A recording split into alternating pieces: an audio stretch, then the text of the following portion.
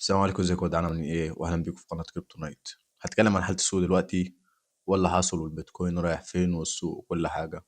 وهندردش برضه في عن المفروض نتعامل ازاي في الحاجات اللي زي كده يعني. اول حاجه حاليا احنا زي ما قلنا ان البيتكوين من بدري، يعني من بدايه هو تحديث الحالات وكده، ساعه من بدايه النزول قلت لكم ان البيتكوين ممكن يعمل نموذج ايه؟ الرأس والكتفين، وبعد كده ممكن يكمل الهبوط. ده كانت وجهة نظري في الأول لحد ما البيتكوين عمل حركة مش حلوة. ايه الحركة دي؟ هو مش حركة مش حلوة. انا لما قلت كده، لما قلت ان هو يعمل نموذج رأس والكتفين، طبيعي كان في دماغي ان هو المفروض يعني هيزور العنق، اللي هو ناحية فين؟ اللي هو منطقة ال 78 كده، ال 75، الحتت دي. بس الناس وفي محللين كتير قال لك مش هننزل. انا متفهم كده طبعا، ان ممكن ايه اللي هو احنا بنعمل قمم اعلى من قمم، فممكن الاتجاه يكون صاعد فعلا، بس في كذا حاجة بتدل ان احنا ممكن ننزل. يعني احنا لو بصينا مثلا على المؤشرات، ما ممكن احلل معاكم مؤشرات، ممكن احلل معاكم اللي هو شارت تكنيكال اناليسيس شموع، وممكن احلل معاكم برضو ICT.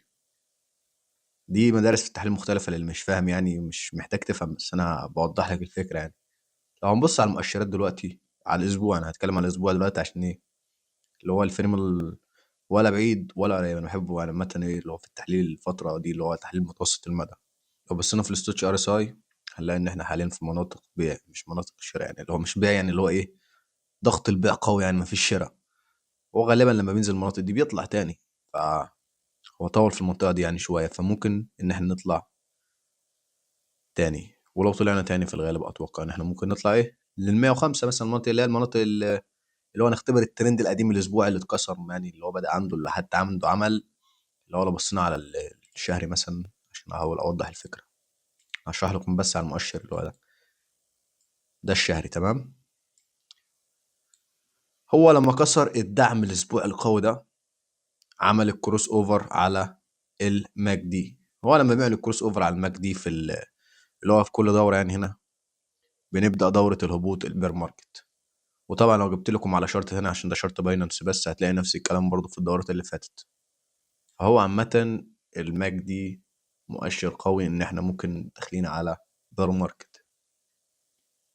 طب ليه في محللين بيقولوا ان احنا مش داخلين بير ماركت، وان احنا لسه مكملين صعود؟ خلي بالك هم برضو عندهم وجهة نظر. ايه وجهة النظر دي؟ ان احنا فعلا دلوقتي البيتكوين عامة ما بقتش زي زمان. اول حاجة السيولة بتاعته، الماركت كاب بقت اعلى بكتير، والادوبشن عليه بقى قوي، يعني اللي هو التبني. تاني حاجة دلوقتي بقى في مؤسسات في الموضوع، وفي في ETF، وبقت ناس بتستثمر فيه استثمار طويل الامد، ما بقاش حاجة خطيرة زي الاول. هتقول لي برضه ما بيتحرك حركته قوية وكده. اقول لك اه، حركته قوية، وبرضه عشان ايه؟ مش سهل البيع وسهل الشراء، ومش زي الذهب مثلا، بس هو حاليا ابتدى يميل لاتجاه الاسهم القوية والذهب. ليه؟ لأنه دخل في صناديق استثمار ومستثمرين كبار، وبقي حاجة بتحفظ القيمة.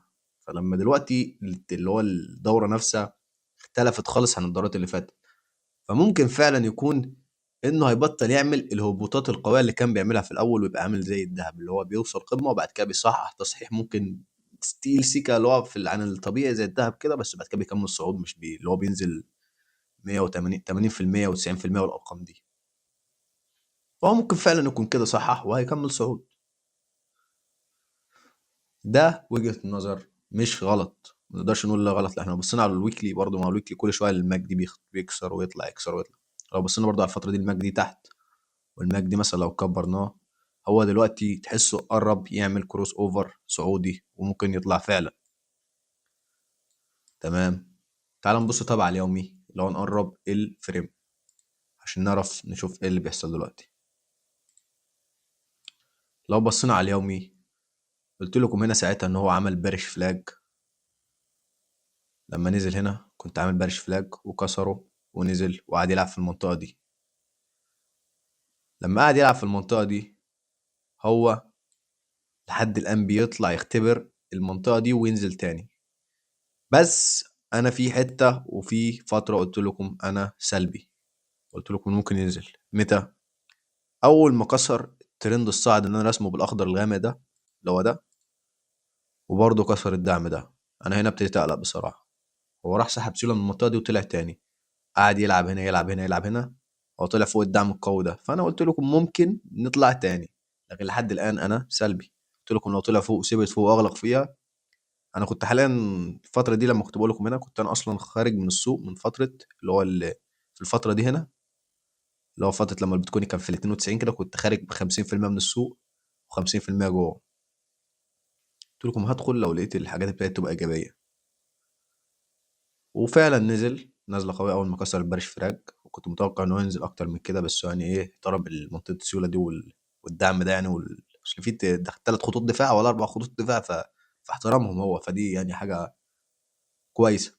بس هو طول هنا في الفتره دي في اللعبه خالص، قعد له شهرين كده وما عملش ولا صوت في اكتوبر ولا نوفمبر ولا ديسمبر اللي كانت الناس متوقعه. فكون ان هو ما طلعش في الفترات دي، فهو دلوقتي مرجح ان هو يطلع، ان هو فعلا عمل حركه قويه. الحركه دي هو طبيعي هيخبط هنا، لازم ايه، لازم هيصحح. فهو ممكن دلوقتي يكون بيعمل ايه، هو ممكن دلوقتي يكون بيعمل نموذج الكاب ان هاندل، اللي هو الكاب ده ممكن ينزل هنا يخبط، اللي هو ياخد يسحب سيوله من المنطقه دي، صفى صفقات اللونج المفروض يعني، ولا الشورت بقى مش عارف، الشورت صفاه معطله دلوقتي بيحاول يصفي اللونج. تمام، فممكن هنا يفضل هنا، لو سيبت فوق دي تبقى حاجه كويسه، ممكن يبتدي يطلع يعمل نموذج الكاب ان هاندل. لو عمل كده هيبقى الهدف بتاعه لحد تقريبا، لو بصينا كده هنلاقي لحد مناطق اللي انا قايل لكم عليها، اللي هي الترند القديم اللي هو يختبره في مناطق ال 103 100، الحتت دي بيلعب في الحته دي مثلا لحد هنا، نقول منطقه الدعم دي. تمام، شايف منطقه الدعم دي اللي هو لو منطقه الدعم دي ممكن يخبط هنا ويصحح تاني، فده ممكن ده السيناريو الايجابي. ولو بصينا هنا برضو على المؤشرات، يعني لو هنمشي بالمؤشرات برضو، احنا دخلنا في منطقه شراء قويه، فالطبيعي الستوتش ار اس اي لازم يصحح. فهو ممكن يفضل هنا شويه يلعب في المنطقه دي، ده على اليومي ممكن يلعب في المنطقه دي شويه يثبت هنا لحد ما الستوتش يتظبط، وبعد كده ايه يتساوى مثلا في المنطقه دي، وبعد كده يكمل صعود تاني. ده ممكن. في نفس الوقت لو بصينا على الماك دي هو لسه ايجابي، فممكن يكمل برضه صعود. ده البيتكوين برضه، انا في الفتره اللي كنت فيها سلبي، يعني دلوقتي حاسس الايجابيه ابتدت تيجي شويه، لكن انا عامه انا ما بيفرقش معايا الايجابيه والسلبيه كاستثمار، انا بحب كمان السلبيه اكتر للدخول. الفتره دي مش مفهومه، فانا اللي هو بقى ماشي بمبدأ إيه؟ اللي هو لما يبقى في حرب مثلا من اتنين، او مثلا حاجه زي كده، اللي هو لما دوله ذكيه تشوف ده حرب بين دولتين اعداء ليها، هي مش هتخش وخلاص، هي هتقعد تتفرج عليهم لحد ما يخلصوا ضرب في بعض ويستنزفوا بعض، وهي تروح داخله تخلص عليهم. انا بحاول اتعامل مع السوق في الفتره دي بالمنظر ده، لأن دلوقتي الحرب بين البيرز والبولز قويه جدا، كل شويه يطلع ينزل يلعب، يطلع ينزل يطلع ينزل مع تصفيه، مفيش حاجه مفهومه الصراحه. اللي عايز اقوله ان انا مش محلل مثالي، ومفيش حاجه اسمها محلل مثالي اصلا. انا بحاول اتوقع معاك الحركه اللي جايه، انا مستثمر زيك، بعمل مضاربه، بعمل سوينج، بعمل سكالب، ما مش هتفرق. انا بتوقع الحركه النسبه اللي هي الاعلى، بحاول اتوقع النسبه الاعلى. لكن ان حد يديك الحركه على طول كده يقول لك هو طالع خلاص واسمع كلامه ومش اسمع كلامي، ده بيتكهن، مفيش الكلام ده. انا بديك السيناريوهين وبقرا لك اللي هيحصل، واقول لك النسبه الاعلى فين. لكن حد يقول لك طالعين نازلين، ده اكيد ده بيضحك عليك وعايز ايه، عايز يفهمك ان هو جامد وعنده جنون عظمه ولا حاجه زي كده، وما فيش الكلام ده اصلا، ما فيش حد بيتوقع. ما هو ممكن عشان جت معاه صح كذا مره ورا بعض وكان شاطر فعلا يتغر ويقول لك الاتجاه، لكن هو حرفيا هي هيزعل في مره. فانت هتمشيش ورا ايه، ورا حد يقول لك الاتجاه بالظبط. انا بديك اشارات تقول لك هو الاتجاه رايح فين، يعني هو دلوقتي حد مش عارف يديك اشاره، محدش عارف، في اللي يقول لك نازلين، في اللي يقول لك طالعين. هو حرفيا دلوقتي مايل للناحيتين، هو ممكن ينزل، ممكن ده كان مجرد ايه، تصحيح له ويكمل هبوط عادي، ممكن اقول لك كده، ممكن اقول لك ان ده فلاج، ممكن ينزل يكسره ويكمل نزول. يعني هو ده كده فلاج شايف على الفريم اليومي، هو لو كسر تحتيها هننزل، لو كان طلع فوقها هنطلع، بس هو دلوقتي اقرب لفين، انا شايف انه اقرب لانه يكسر لفوق، هتلاقيني بقول لك يكسر لفوق، لكن لو نزل لتحت غير كلامي اقول لك ينزل لتحت. ما اقدرش اتحكم انا في الحركه بتاعت السود، يعني ما حدش كان، يعني لما نزل هنا، انا اقول لك حاجه دلوقتي، بعيدا عن اشاره الماك دي، بعيدا عن اشاره الماك دي الكروس وعلى الاي ام اي برضه، تعال نبص على التوتال. التوتال برضو في الفترة اللي فاتت لما انا كنت سلبي كسر الدعم اللي هو الدعم التاريخي اللي هو البيتكوين ده ولا للتوتال.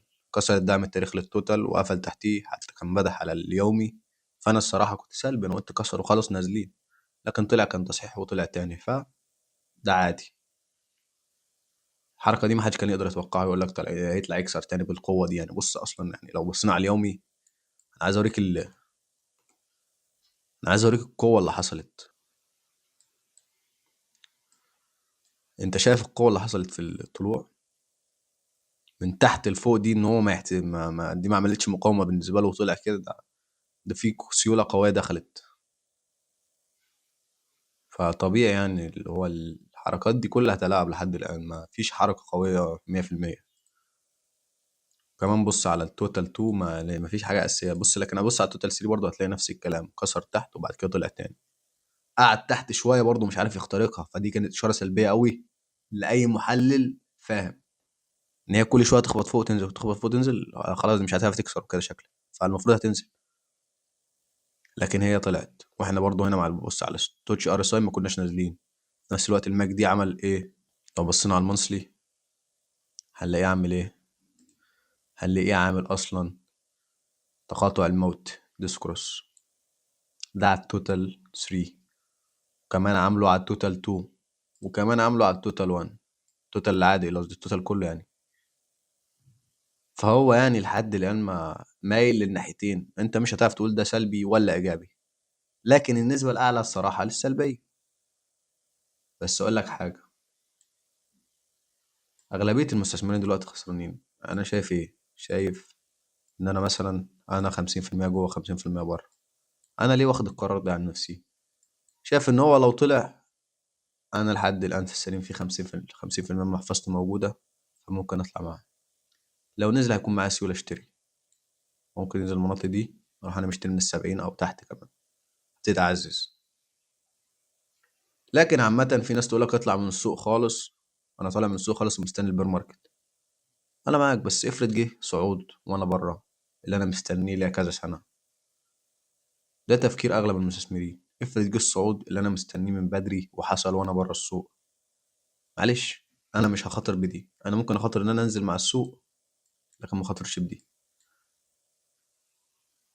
الحركه الصعوديه دي انا عن نفسي شايف ان انا لو هم هيلعبوا في السوق كده، هم لحد دلوقتي ما عملوش الصعود ليهم. هم دلوقتي كله تلعب في الالت كوينز، كلها ما طلعتش يعتبر. مفيش لا، البيتكوين بس اللي طلع. فانا كده كده هخاف مني، انا كده ميت وكده ميت، فانا افضل في السوق احسن عن وجهة نظر انا، لحد ما نشوف الحركه، لان مفيش اي تاكيد احنا نازلين وطالعين. يا عم لو خدنا التاكيد بالاشارات اللي هي زي الكروس والحاجات دي والشينج اوف كاركتر والكلام ده، عادي ممكن تطلع انت من السوق لو شايف ده هيريحك ومش عايز ستريس. اطلع من السوق، استنى لما يحصل نزول، لو حصل طلوع ما تتضايقش، انت خدت قرار، خليك قد القرار بتاعك. استنى بقى لما ينزل تاني بعديها. بس انا شايف اننا لو بصينا على اي عملة، مثلا جبنا عملة مثلا من العملات القوية زي مثلا عملة افاكس، هي حرفيا دلوقتي في قاع. عملة زي تاني مثلا سولانا، هي حرفيا دلوقتي في منطقة، قاعدة تلعب في المنطقة دي ويعتبر دلوقتي في قاع. لو بصينا على الإيثر، إيثر لحد دلوقتي ما عملش أي حركة تعتبر حركة الصعود، يعني اللي هو لحد دلوقتي ما عملش قمة جديدة. تقريبا القمة دي هي من 2021. لو بصينا برضو على مثلا عملة زي لينك، لينك لحد الآن برضه تعتبر في قاع. اه ممكن ننزل تاني لشوية هنا، مش بعيدة، لكن العملات نفسها ما صعدتش الصعود المنتظر. يعني الصعود هنا كان قوي، هنا مش قوي، فتقدرش تقول ان ده صعود. فهو لحد الآن يعني بالنسبة لنا الصعود اللي مستنيه الالت سيزون والكلام ده ما حصلش. فأنا شايف إن أنا طول ما أنا في الالت كوينز مفيش حاجة أخاف منها. لكن لو أنت مستثمر في البيتكوين خلي بالك إن البيتكوين ممكن ينزل فعلا. لكن لو أنت في الالت كوينز، أنا بصراحة شايف إن أنا كده ميت وكده ميت، فخليني أحسن اللي هو لو هموت هموت مع الحيتان كلها، يا اما اطلع مع الحيتان. انا قاعد اللي هو بيقول لك في مثلا، بيقول لك ايه، لو في يوم المفروض هتنجح فيه او اللي هو هيظبط معاك يعني، عمره ما يفوتك لو انت بتحاول كل يوم. فأنا على طول عيني على الشارت ومستني الحركة المناسبة اللي تحصل. فأنا متحمل كل قراراتي وأنا قاعد، حتى لو محصلش ألت سيزون إننا اتعلمنا إن الدورة دي مختلفة، ولو محصلش ألت سيزون يبقى برضه المؤشرات بتاعت التقاطع الديسكورس والحاجات دي كلها والماك دي ما بقتش زي زمان، والسوق كله اتغير وبقي عبارة عن بس مؤسسات بتتلعب في المستثمرين، فمفيش أي حاجة هتبقى مؤثرة في السوق ساعتها هيموت، فعلى الكل مش عليا أنا بس. متوقعش إن هم يعوزوا يعمل كده، كده كده هيعوزوا يسحبوا مستثمرين، فالمفروض هيرفع السوق. دي وجهة نظري العامة يعني. هنشوف الحركة اللي جاية برضه. هو ده ما كانش تحليل فني أكتر من إن هو إيه، تحليل عام. لو بشارك معاك وجهة نظري برضه، بحاول إيه أتكلم في النقط اللي أنت بتفكر فيها. فهنتابع السوق يعني، وإن شاء الله إن شاء الله خير يعني. حتى لو نزلنا ممكن نطلع تاني. طول ما احنا فوق منطقة ال76 احنا لسه في السليم. وبرضه محدش عارف، الله أعلم، يمكن تحصل حاجة كويسة ونطلع من هنا ونعمل قمة جديدة مش بعيدة، ويكون ده أصلا البران لسه مبدأش. وبرضه ممكن تحصل حرب ولا تحصل مشكلة اقتصادية والبيتكوين يهبط لحد مناطق ال55,000 عادي خالص. أنا قاعد مستني الفرصة إن شاء الله الكويسة. نزلنا عاز، لو السوق مفيش حاجة، لو نزلنا منطقة طبيعية، حتى لو نزلنا البير ماركت أنا مش هخرج، ما احنا نزلنا خلاص، هبتدي أعزز وأجهز للارتفاعات اللي جاية. حتى لو الارتفاعات جت في وقت البير ماركت عادي، البير ماركت بيحصل فيه ارتفاعات. فيعني أنا مؤمن بالمجال عامة، ومؤمن بالتكنولوجيا اللي بتاعته، فأنا مش خايف من حاجة الصراحة. أنا عارف إن هيجي وقت وده هيكون هو الأساس المالي، إن النقود الورقية والحاجات اللي هي بتاعت التضخم وكده وطباعة الورق ده ما بقتش منطقية عامة دلوقتي. لو أنت فكرت فيها، عملة مثلا زي عملة البيتكوين حافظة قيمتها، ليها عدد معين ما بيطبعش منها كتير، محدش متحكم فيها، فأنت عارف إن أنت مستريح وهي كده. لكن لو أنت أي دولة أنت مش ضامن، أنت بيطبع فلوس وأنت قاعد في البيت قيمتها بتقل. الدهب طبعا قوي زي البيتكوين بس مش عملي، حاليا مش عملي في الزمن ده، بس كان زمان كان عملي ممكن تتقايد بيه بتاع. اما انت لو عايز تشتري حاجه اونلاين، عايز تحول حاجه لحد بعيد، كده كده مش هتعرف تحول له دهب. لكن بيتكوين هتعرف تحوله، هتعرف تخزنه، هتعرف تتحرك بيه، تسافر بيه. ف يعني اللي انا شايفه ان كده كده ان شاء الله الخير جاي. فبس اتمنى تكونوا استفدتوا. لو استفدتوا متنسوش تعملوا لايك وتشتركوا في القناه عشان يوصلكوا كل جديد. يعني ان شاء الله يعني عايزين نوصل 100 مشترك يعني في اسرع وقت.